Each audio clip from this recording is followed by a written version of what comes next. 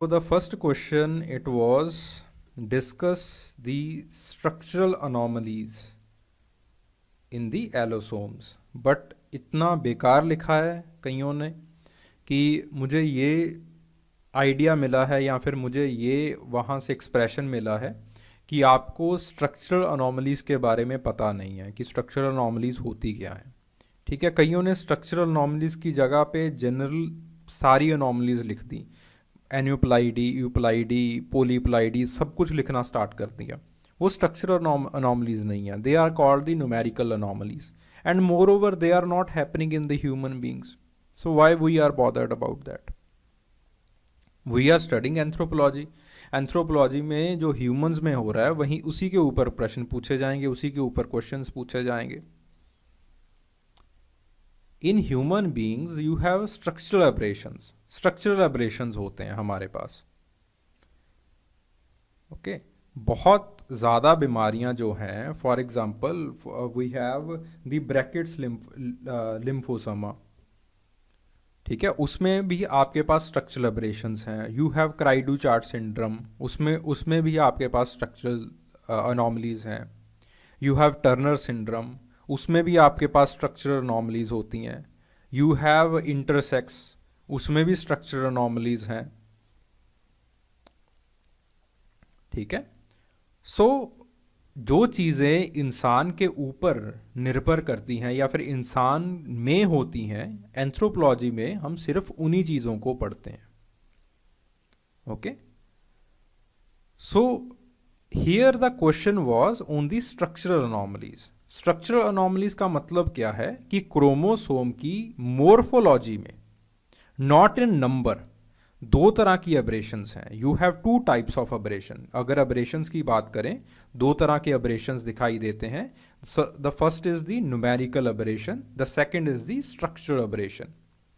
Numerical aberration happens when the whole chromosome, the whole chromosome, not whole set of chromosome, whole chromosome, जब पूरा का पूरा जो एक क्रोमोसोम है, दो क्रोमोसोम है, तीन क्रोमोसोम है, वो अपना सेट बदल जाते हैं during the time of cell division, जब डिप्लॉयड से हेप्लॉयड सेल्स बन रहे होते हैं। ठीक है, you have 23 pair of chromosomes in female body. ठीक है, फीमेल बॉडी की बात कर रहा हूं, और मेल बॉडी में आपके पास 22 पेयर होते हैं और एक्स वाई क्रोमोसोम्स होते हैं। ठीक है, इट बिकम्स मेल बॉडी। जो वाई क्रोमोसोम है वो मेल बनाता है आपको। Okay, so in the female body you have 23 pairs of chromosomes. आपके पास 23 पेयर्स ऑफ क्रोमोसोम्स होते हैं। जब आपका oocytes बनते हैं, ठीक है, जब आपके oocytes बनते हैं, फीमेल एग्स बनते हैं, in that you have 23 plus 23 chromosomes. Pair खत्म हो जाता है, 23 क्रोमोसोम्स बन जाते हैं। ठीक है, initially you have 46, this is known as diploid. Then आपके पास हैप्लॉयड क्रोमोसोम्स जो है हैप्लॉयड सेल्स बन जाते हैं। फिर ये जो 23 क्रोमोसोम्स हैं, ये वाला एक सेट जाता है, ये एक oocyte जाता है, और उसके बाद इसमें जो स्पर्म है वो बाकी जो मेल मेंबर के 23 क्रोमोसोम्स ले आता है। व्हाट विल हैपन, मेल आएगा, फीमेल आएगा, इट हैपन्स, यहां पर तो ऑब्वियसली एक्स क्रोमोसोम होता ही होता है। यहां पे कौन सा है, एक्स है या वाई है? ठीक है, ये आपका मेल या फीमेल तय करता है। अब होता क्या है, when does numerical aberrations happen? Numerical aberrations कब होते हैं? कई बार oocytes में, ठीक है, मैं पर्टिकुलरली oocytes वर्ड यूज कर रहा हूं because many of the times oocytes are responsible for the chromosomal aberrations। ठीक है, जैसे जैसे जो आपके पास मदर की एज बढ़ती जाती है, 40 हो जाती है एज, 45 या फिर इवन 30 एज हो जाती है, 35 की एज हो जाती है, क्रोमोसोमल एबरेशंस बच्चों में बढ़ने स्टार्ट हो जाते हैं। ठीक है, structural as well as numerical. Why? Because in the prophase as well as in the metaphase, ये आप सेल डिवीजन में करोगे, प्रोफेज मेटाफेज, वहाँ पे सेल्स में आप सेल की जो मोर्फोलॉजी है या फिर सेल का जो न्यूमेरिसिटी है उसमें अंतर आना स्टार्ट हो जाता है, वेरिएबिलिटी स्टार्ट हो जाती है। ठीक है, ड्यू टू सम रीजंस। मैं अभी इसको सम रीजंस कह के क्लोज कर रहा हूँ इस चीज़ को। इन दी सेल डिवीज़न चैप्टर जो आपके पास आई थिंक 1.7 चैप्टर है, उसमें ये चीज़ें सारी की सारी डिटेल में हैं। ओके, सो यहाँ पे कई बार 22 क्रोमोसोम्स होते हैं। जब यहाँ पे 22 क्रोमोसोम्स हो गए तो आप इसको कहते हो मोनोसोमी। ठीक है, ज़्यादा क्रायोटाइपिंग एक्सेट्रा में मैं नहीं जा रहा हूँ, क्योंकि हमारा जो क्वेश्चन है it is the structural operations, हमने स्ट्रक्चरल ऑपरेशंस करने हैं। जब आपके पास यहाँ पे देखिए, यहाँ पे 22 होंगे तो दूसरे में क्या आ जाएंगे 24, एक वाला जो है वो इधर जंप कर जाएगा। यहाँ से 24 आ गए, अगर इसके साथ फर्टिलाइजेशन हो रहा है 23 यहाँ से आ गए हैं, तो इसको हम कहते हैं ट्राइसोमी।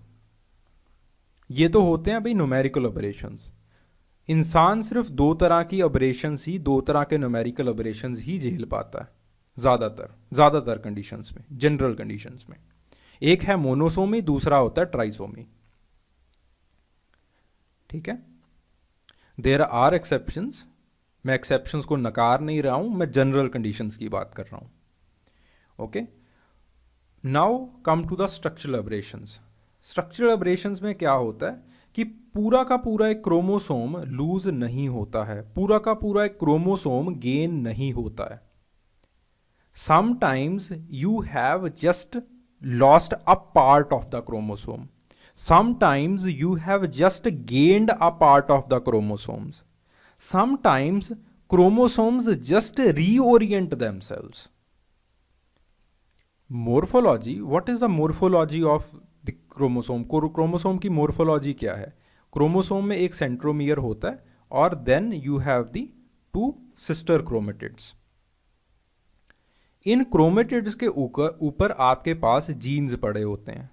ठीक है, इन दी लीनियर ऑर्डर, जैसे ए, B, C, D, E, F, G, H.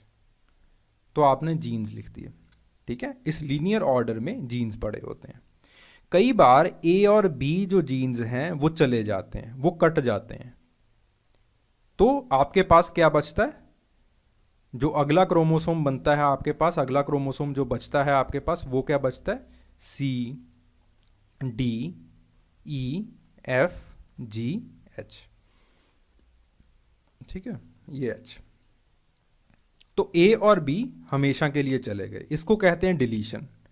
कई बार ए और बी 180 डिग्री रोटेट करके वापस से लग जाते हैं। ओके, इसको कहते हैं you have inversion.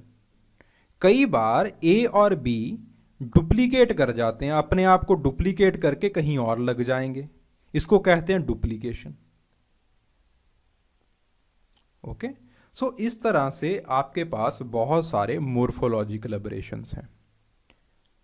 In the morphological aberrations gene can be lost, deletion, gene can be gained, duplication. ठीक है, डुप्लीकेशन में जीन्स गेन हो जाते हैं।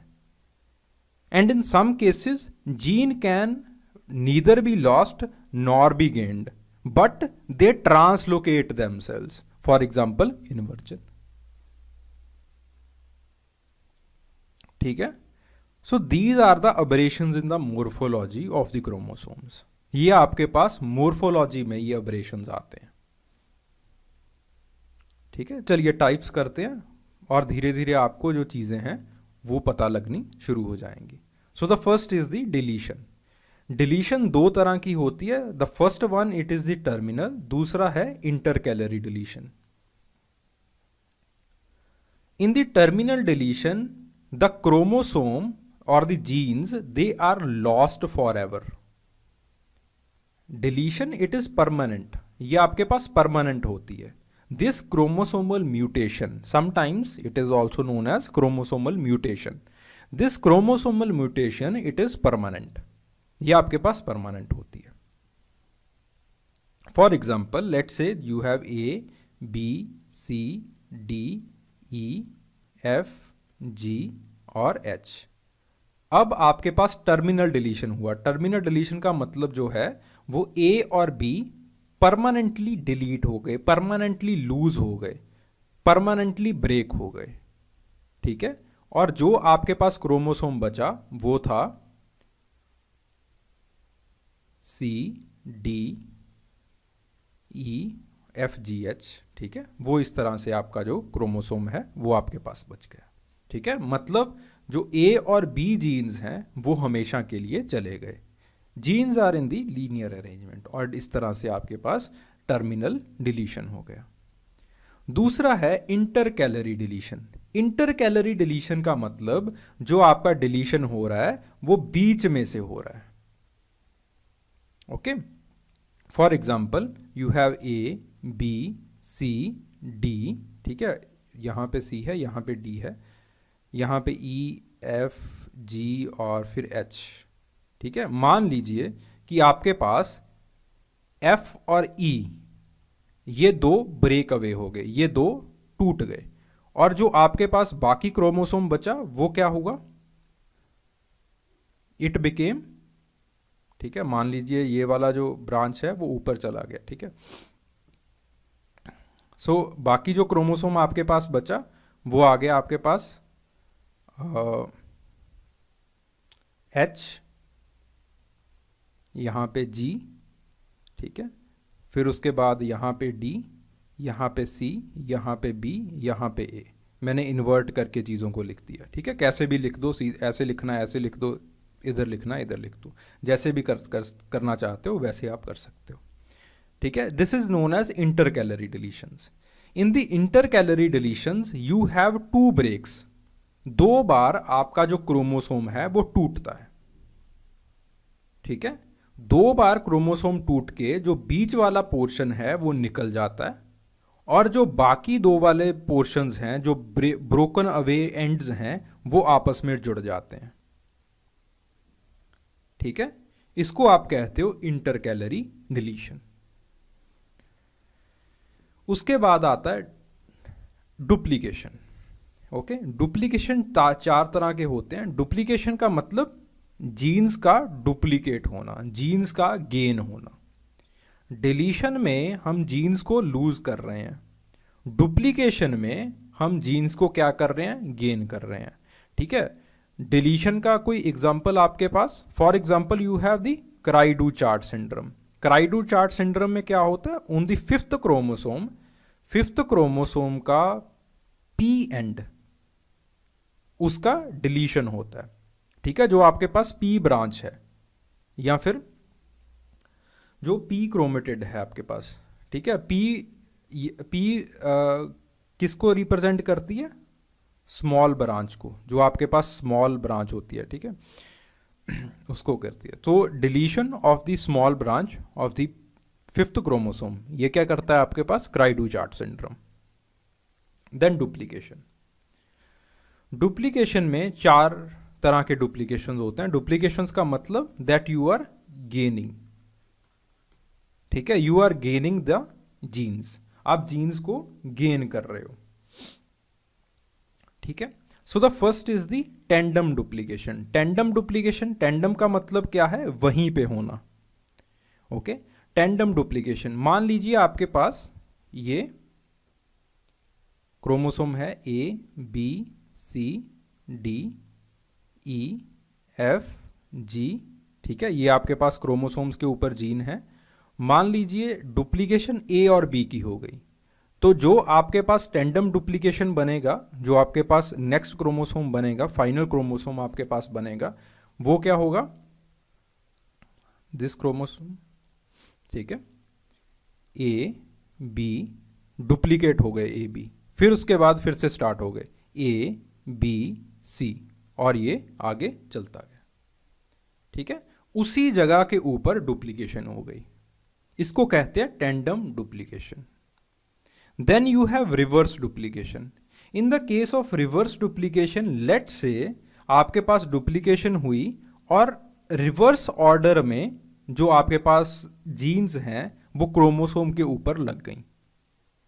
ठीक है, take the case you have A, B, C, D. ठीक है, नीचे वाले रहने देते हैं।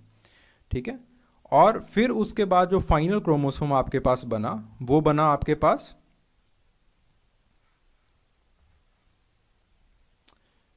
B A B and so on.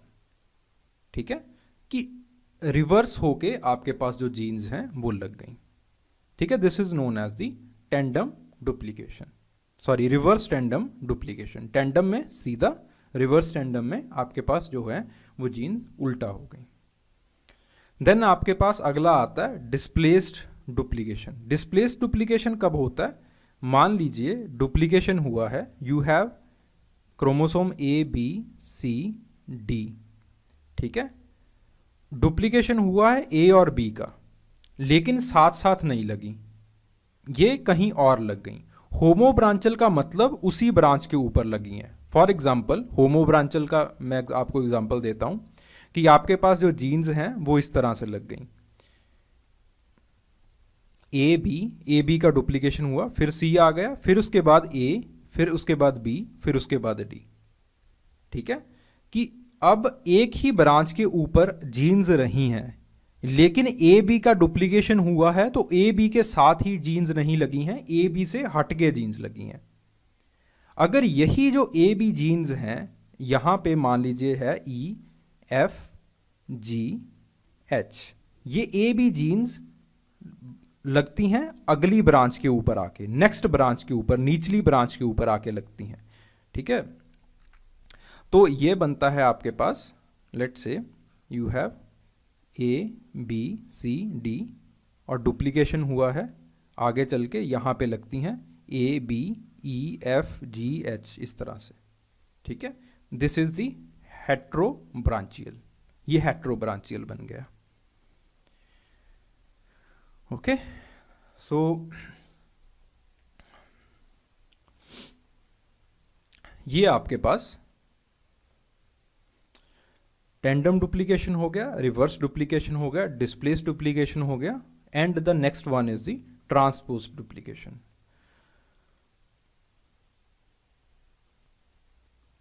So transpose duplication,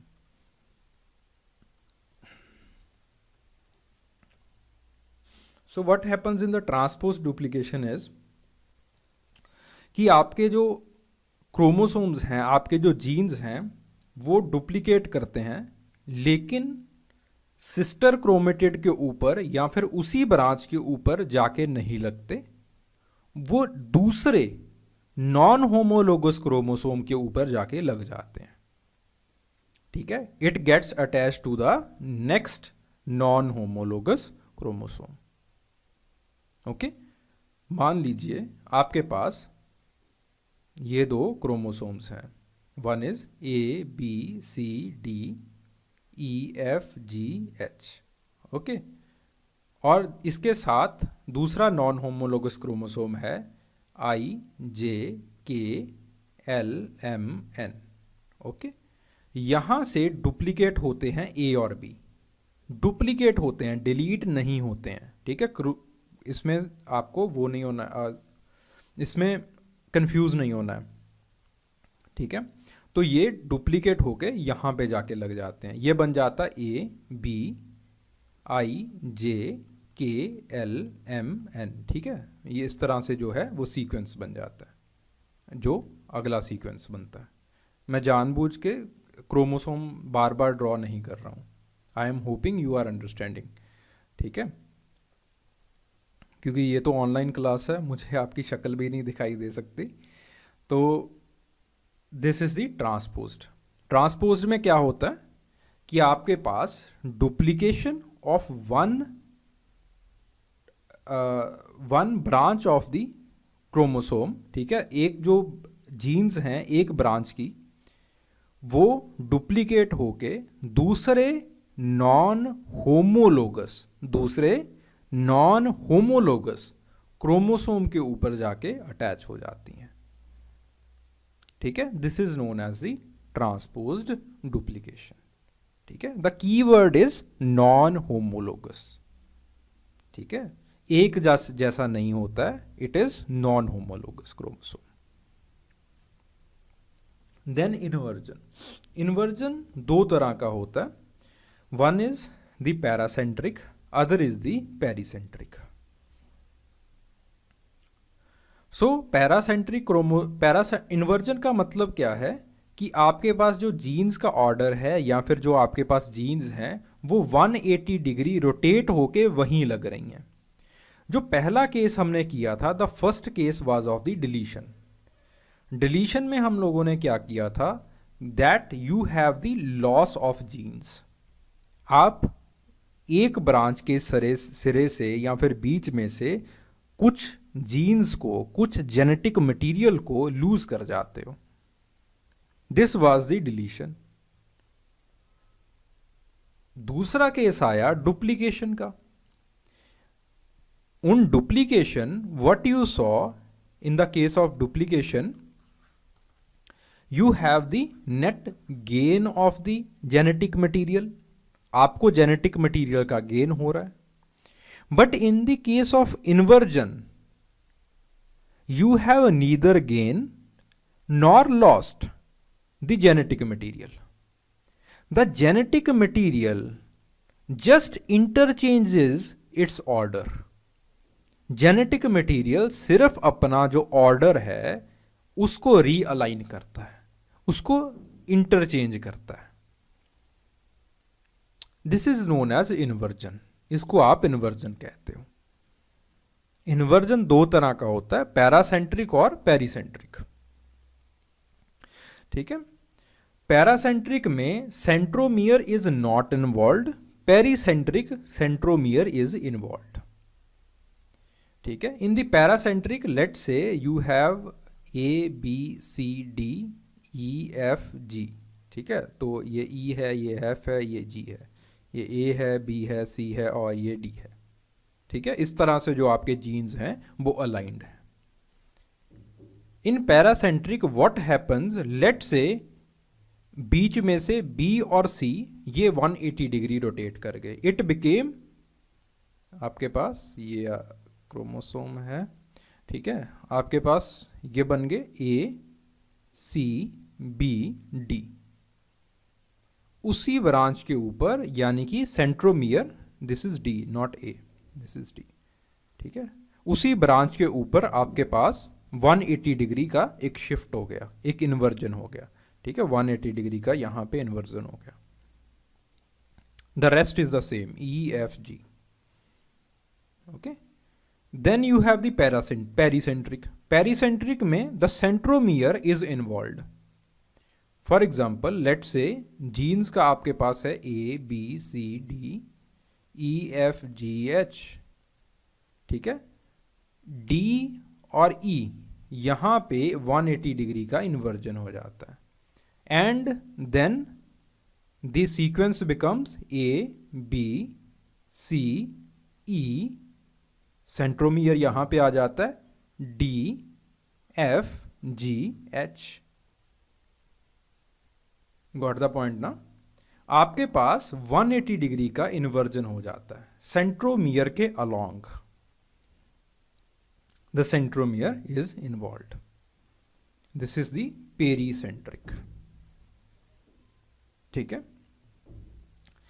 in the inversion आपके पास सेम क्रोमोसोम के ऊपर जो है जीन्स की रीअलाइनमेंट हो रही है, अदला बदली हो रही है at the angle of 180 degree. But what happens when one chromosome loses it and the other gains it? That is known as translocation. उसको आप कहते हो translocation. It generally happens during crossing over. ये क्रॉसिंग ओवर के time के ऊपर होता है। क्रॉसिंग ओवर क्या होता है कि जब मान लीजिए ये दो क्रोमोसोम्स हैं, जनरली मैं आप क्रोमोसोम को इस तरह से ड्रॉ कर रहा हूँ, बट क्रोमोसोम को अगर आप फर्दर माइक्रोस्कोपिक लेंस में देखोगे तो आपको क्रोमोसोम्स इस तरह के दिखाई देते हैं। तो मान लीजिए ये आपके पास दो क्रोमोसोम्स हैं। क्रॉसिंग ओवर का मतलब क्या है कि ये वाला जो जीन का पार्ट है यहाँ पे आ गया, ये वाला यहाँ पे आ गया। ठीक है। This is known as crossing over. Not very important but still. Now come to the translocation. Translocation में क्या होता है? ट्रांसलोकेशन तीन तरह का होता है। The first one is the simple translocation, the second one is the shift translocation, the third one is the reciprocal translocation. Okay, first simple translocation. Simple translocation में क्या होता है, दैट आपके पास एक क्रोमोसोम्स, लेट से this is the one chromosome ABCDEF, ठीक है, इसके ब्रेक हुआ, यहां पे इसका ब्रेक हुआ, and the genes they got translocated to the other non homologous chromosome. यहां से आपके पास लूज हुआ, this chromosome, this is losing. Okay, and the next chromosome it is gaining, next non homologous chromosome is gaining. ठीक है, for example the next homologous chromosome it is GF तो यहां पे आ गया GHIJK. ठीक है, इसके बाद नीचे जाके यहां पे आपके पास लग जाता है, तो आपके पास जो बनता है वो बनता है GHIJKEF. ठीक है, तो ये आपके पास जो फाइनल ऑर्डर है ये बनता है GH, यही था, ठीक है, IJK, और उसके बाद E और F यहां से लूज करके it got translocated to the other non homologous chromosome. यहां पे E और F जाके लग गए. Okay, so this is the simple translocation. Then you have the shift translocation. Shift translocation में क्या होता है कि दोनों जो सिरे हैं, दोनों जो नॉन होमोलोगस क्रोमोसोम्स हैं, दोनों में ब्रेक आता है. For example you have ABCDEF और दूसरा जो है वो है GHIJKL. ठीक है, इस तरह से दोनों में ब्रेक आएगा. यहां पे लेट से K के ऊपर ब्रेक आ जाता है, यहां पे लेट से E के ऊपर ब्रेक आ जाता है. जो K और L है वो इधर चला जाएगा और E और F है वो इधर चला जाएगा. This is known as the sorry this one is known as the reciprocal translocation. इसको हम reciprocal translocation कहते हैं. ठीक है, shift translocation is the other one. इसको हम कहते हैं that this is the reciprocal translocation. In the reciprocal translocation what happens is कि आपके पास दो ब्रेक्स होते हैं and reciprocally both non-homologous chromosomes they interchange the counterparts. ठीक है, समटाइम्स हमें भी कंफ्यूजन हो जाता है चीज़ों में, so that is why it is always advised कि बार बार रिवाइज करते रहिए. Okay, in the reciprocal translocation what happens is that the both the non homologous chromosomes, दोनों नॉन होमस लोगोस क्रोमोसोम्स दोनों टूटते हैं और आपके पास फिर जो है इंटरचेंज हो जाता है. ठीक है, फॉर एग्जांपल यहाँ से जो K है और L है वो टूटा और इधर चला गया, E और F वो टूटा इधर चला गया. ठीक है, द फाइनल आपके पास जो फाइनल सीक्वेंस है वो बनेगा ABCDKL. ठीक है, K और L ये वाला इधर आ जाएगा और then here you will have GHIJE and F. So this is the reciprocal. And now the shift translocation. In the shift translocation what happens is कि आपके पास let's say there are two non-homologous chromosomes. In the translocation हम non-homologous chromosomes की बात करेंगे. You have ABCDEF. ठीक है, दूसरा non homologous chromosome है GHIJKL. दोनों में ब्रेक आता है, ये एक ई के ऊपर ब्रेक कर जाता है, दूसरा के ऊपर ब्रेक कर जाता है, but the final result it is, ये वाला जो क्रोमोसोम है वो लूज कर जाता है, it becomes A B C D. ठीक है, ये लूज कर गया और ये वाला जो पोर्शन है वो जाके यहां पे बीच में लग गया, it is known as the shift translocation, ये इन बिटवीन लग जाएगा, and here the sequence will become GHI J, यहाँ पे सेंट्रोमियर आ गया जे, और यहाँ पे आपके पास आ गया EF K और L, तो ये वाला आपके पास क्रोमोसोम दूसरा बन गया।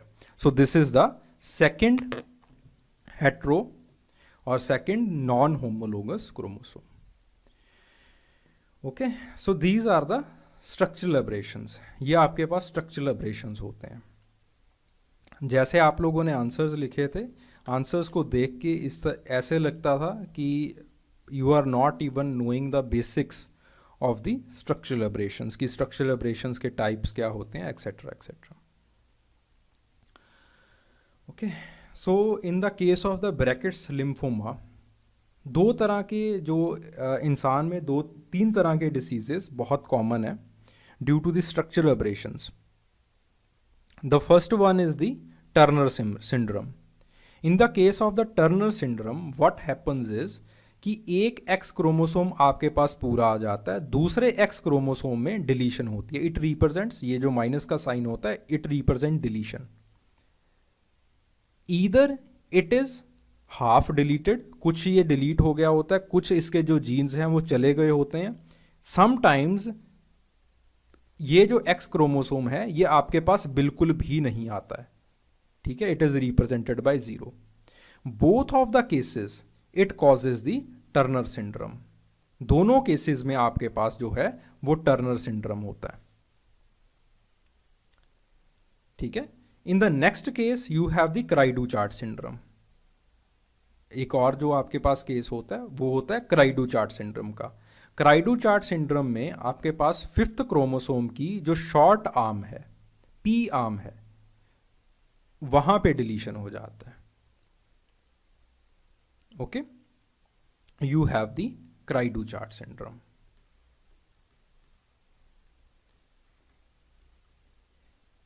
Okay, in the case of intersex, अगर आप इंटरसेक्स की बात करें, ठीक है, अगर आप इंटरसेक्स की बात करें, let's say take the case of lesbian.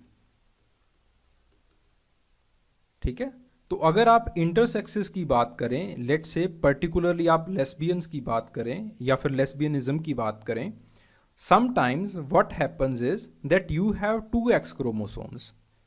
In the case of the 2x chromosomes आपके पास जो फिजियोलॉजी है, you have the physiology of female, but there is a deletion of the Y chromosome. Y chromosome का हल्का सा जो deletion है, यहां से डिलीशन होके उसका ट्रांसलोकेशन हो जाता है दूसरे सेट में, लेट्स से X के साथ इसका ट्रांसलोकेशन हो गया, इट क्रिएट्स लेस्बियनिज्म। तो ये लेस्बियन क्रिएट करते हैं। ओके,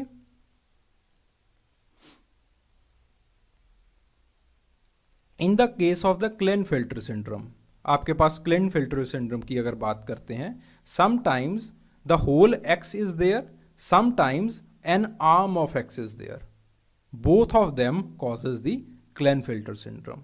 दोनों ही क्लेनफेल्टर सिंड्रोम को कॉज करते हैं, क्लेनफेल्टर सिंड्रोम क्रिएट करते हैं। ओके,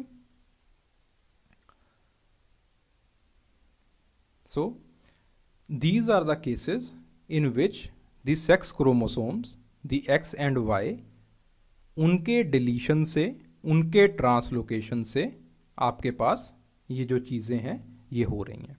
मेनली जो आपके पास एब्रेशंस आते हैं जो कि फिनोटाइपिकली, ठीक है, there is one thing called genotype, other thing is called the phenotype.